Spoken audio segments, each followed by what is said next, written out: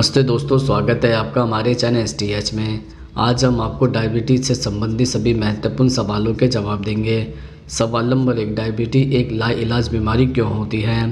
दरअसल डायबिटीज़ एक लाइलाज बीमारी है क्योंकि अभी तक ऐसी कोई दवा नहीं बनी है जिसकी मदद से इसे जड़ से ख़त्म किया जा सके। लेकिन इस बीमारी के लक्षणों का कम या ज़्यादा होना पूरी तरह से हमारी जीवन शैली पर निर्भर करता है।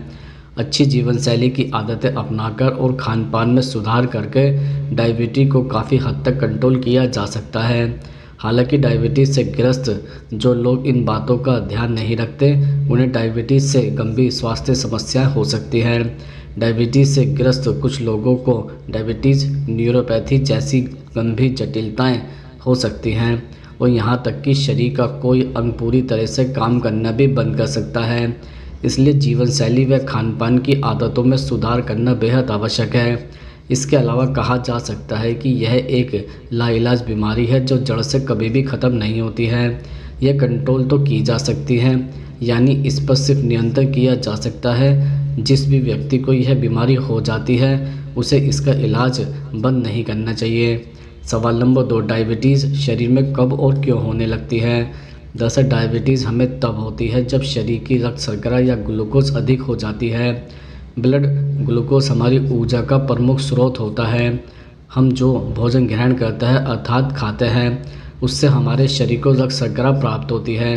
डायबिटीज़ को अगर हम इलाज द्वारा नियंत्रित न करें तो इसका असर हमारे शरीर के अन्य भागों जैसे किडनी, आँख, फेफड़ा, हृदय और ब्लड प्रेशर पर भी पड़ता है। जब हमारे शरीर के हार्मोन इंसुलिन हमारे शरीर के साथ सही तालमेल नहीं बिठा पाते तब यह बीमारी होती है। मधुमेह को डायबिटीज़ मिलिटियस भी कहा जाता है। यह एक खराब जीवन शैली के कारण होता है। सवाल नंबर 3, डायबिटीज़ में कौन सी 3 दालें खाना सही रहता है? दरअसल डायबिटीज़ के मरीजों के लिए चना दाल बेहद लाभकारी होती है क्योंकि इसका ग्लाइसेमिक इंडेक्स 8 होता है। साथ ही चना दाल में पर्याप्त मात्रा में प्रोटीन और फोलिक एसिड पाया जाता है जो डायबिटीज़ के मरीजों के लिए बेहद लाभदायक रहता है। मूंग दाल अनेक गुण वाला खाद्य पदार्थ है जो डायबिटीज़ के मरीजों को कई आवश्यक पोषक तत्व दे सकता है। यह सिर्फ रक्त शर्करा के रक्त को कम करने या रखने में मदद नहीं करता, इसके साथ ही इसमें प्रोटीन समेत कई लाभदायक पोषक तत्व पाए जाते हैं। डायबिटीज़ के मरीज उड़द की दाल को भी अपने आहार में शामिल कर सकते हैं जो रक्त में शर्करा के बढ़ते स्तर को कम रखने में मदद करती है। साथ ही इसमें मौजूद पोषक तत्व हृदय व त्वचा को स्वस्थ रखने में भी मदद करते हैं। सवाल नंबर 4, शरीर में डायबिटीज़ कितने प्रकार की हो सकती है? दरअसल ये 2 प्रकार की होती है। टाइप 1 यह मधुमेह बच्चों में पाया जाता है जो आमतौर पर 20 से कम उम्र के बच्चों में देखा जाता है। इसमें इंसुलिन की सेंसिटिविटी ख़त्म हो जाती है जिससे शरीर का मेटाबॉलिक सिस्टम ख़राब हो जाता है तो शुगर का लेवल बढ़ने लगता है। बच्चों में जब बीटा सेल्स नहीं बने होते हैं या ख़राब हो जाते हैं तब बच्चों को शुगर होता है। दूसरी होती है टाइप 2। भारत में ज़्यादातर लोग टाइप 2 शुगर से ग्रसित है। इसमें इंसुलिन की सेंसिटिविटी व इंसुलिन की क्षमता कम हो जाती है। हमारे शरीर के लिए जितनी इंसुलिन की आवश्यकता होती है उतनी इंसुलिन की मात्रा हमारे शरीर को नहीं मिल पाती। यह डायबिटीज़ 20 से अधिक की उम्र वालों में होता है। सवाल नंबर 5, डायबिटीज़ में क्या खाना खतरनाक बन जाता है? दरअसल वाइट ब्रेड या वाइट पास्ता में रिफाइंड कार्बोहाइड्रेट की मात्रा ज़्यादा होती है जो हमारे रक्त में पहुंचकर शुगर या शर्करा के लेवल को बढ़ा देता है। चावल में फाइबर की मात्रा कम होती है, इसी के साथ इसमें कार्बोहाइड्रेट होता है जिसके कारण यह आसानी से पच जाता है तथा ग्लूकोज की मात्रा उत्पन्न करता है। यह ब्लड शुगर लेवल को बढ़ा सकता है।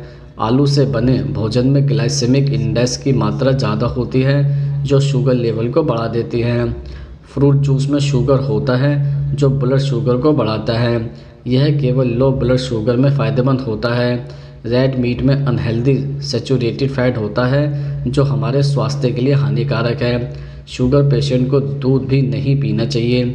सॉफ्ट ड्रिंक का सेवन बहुत घातक हो सकता है। मधुमेह के मरीज को इसका सेवन कभी नहीं करना चाहिए।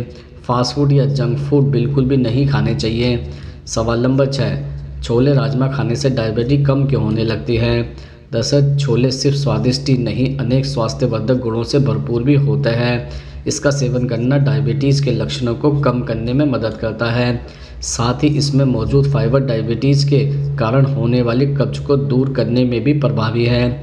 इसके अलावा डायबिटीज़ के मरीज अपने आहार में राजमा यानी किडनी बीन्स को भी शामिल कर सकते हैं, क्योंकि इसमें ऐसे गुण पाए जाते हैं जो रक्त शर्करा के स्तर को कम करने में मदद करते हैं। राजमा में मौजूद फाइबर आपको डायबिटीज़ से होने वाले अन्य लक्षणों से छुटकारा भी दिला सकता है। सवाल नंबर 7, क्या खाने से शुगर को कंट्रोल कर सकते हैं? दरअसल कुछ चीज़ें खाने से डायबिटीज़ को जल्दी कंट्रोल किया जा सकता है। जैसे नीम बहुत ही गुणकारी औषधि है। इसकी पत्तियां और छाल दोनों ही औषधि के गुणों से भरपूर होती है। नीम की पत्तियों को पीसकर उसका जूस बनाकर पीना चाहिए या 2-3 पत्ती सुबह शाम खानी चाहिए। ग्रीन टी भी शुगर के रोगियों के लिए फ़ायदेमंद साबित होती है। जिन व्यक्तियों को चाय पीने की आदत होती है उन्हें ग्रीन टी पीना शुरू करना चाहिए।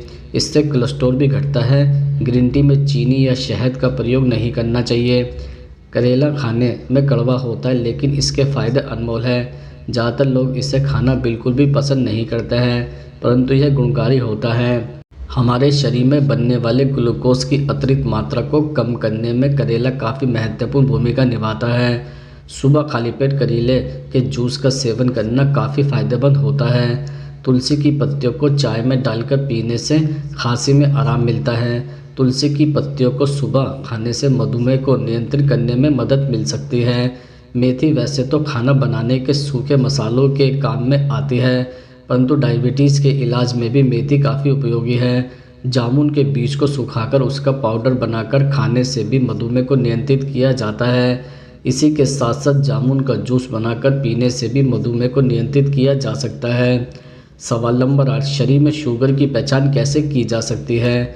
दरअसल डायबिटीज़ की पहचान कई तरीके से की जा सकती है, जैसे बार बार प्यास लगना, भूख का बढ़ना, अचानक वजन का बढ़ना या घट जाना, थकान और कमजोरी महसूस होना, घाव का जल्दी ना भरना, फोड़े फुंसे निकलना, आँखों की दृष्टि धुंधली होना, दांत रोग का होना, हाथ पैरों में झुनझुनी या सुन्न हो जाना, पैरों व घुटनों में दर्द होना।